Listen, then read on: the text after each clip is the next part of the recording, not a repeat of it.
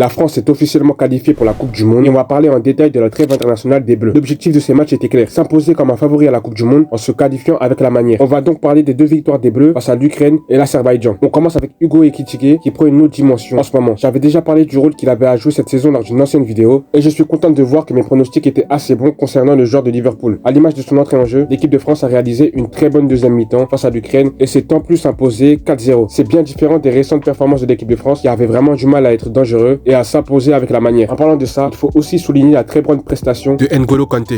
À 34 ans, l'ancien de Chelsea est toujours aussi impressionnant. Il a été indispensable, notamment grâce à ses récupérations, et il a aussi délivré une passe décisive. Son niveau en sélection, c'est toujours une bonne surprise, surtout quand on connaît le niveau inégal du championnat saoudien dans lequel il évolue. On va passer au match face à l'Azerbaïdjan et parler d'un point négatif. Le premier but hyper rapide pris par Lucas Chevalier. Selon moi, il faut qu'il fasse attention à sa constance sur le terrain. Déjà, il est encore loin d'être parfait en club. Il faut vraiment qu'il puisse réussir à prendre confiance en ses qualités et à s'imposer dans son groupe. Et tout le monde sait que c'est pas gagné avec ses récentes polémiques. Je pense qu'il devrait peut-être se tenir prêt à tenir les cages de l'équipe de France en tant que titulaire. Évidemment, je pense que Mike Maignan est loin devant lui. Mais il faudra être prêt en cas de pépin physique du côté de l'ancien de Lille. Mais j'espère qu'on ne sera pas obligé d'en arriver là. On va maintenant passer aux joueurs qui ont gagné des points lors de ce rassemblement. Jean-Philippe Mateta s'impose de plus en plus dans la rotation des Bleus. C'est un profil dont on a vraiment besoin en équipe de France et il est bien différent à celui d'Ousmane Dembélé, Mbappé ou encore à Marcus Thuram. Il est peut-être un peu moins mobile, mais il est beaucoup plus dangereux dans le secteur aérien. Il y a aussi Malo Gusto, auteur d'une très bonne performance lors du deuxième match des Bleus. Après, je sais qu'il y a eu quelques polémiques avec la blessure de Kylian Mbappé.